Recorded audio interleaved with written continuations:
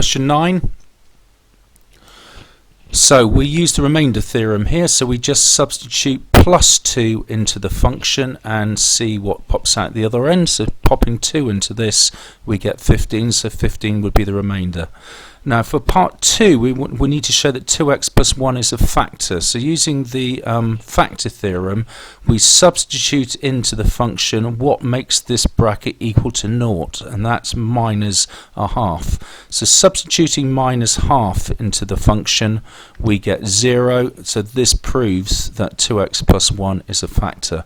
So then actually doing the long division, we've got this, so just follow this through here. Do remember to put in 0x squared into as part of the division, otherwise it just won't. You get your columns all muddled up.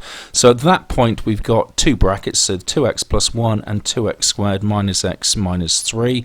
This second term, the second part, further factorizes into two more brackets, giving us this as a final solution.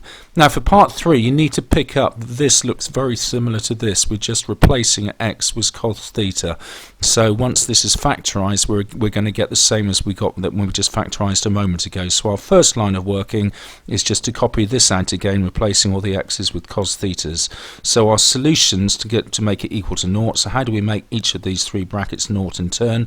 Here cos theta needs to be minus a half. Here cos theta equals 3 over 2. Here cos theta equals minus 1.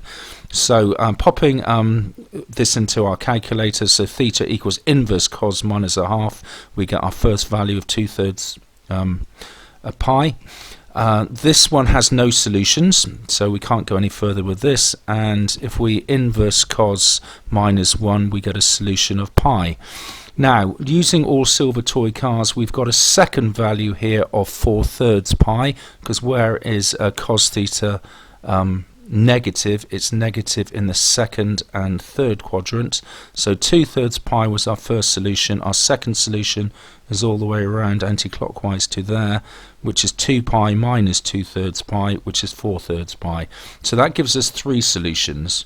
Now I can't see why 2 pi isn't a fourth solution, because it does say less than or equal to 2 pi, but the mark scheme does not include this, so I do wonder whether I'm missing something. But certainly those first three terms of what the mark scheme says should be your answer. I wonder whether we should have a fourth.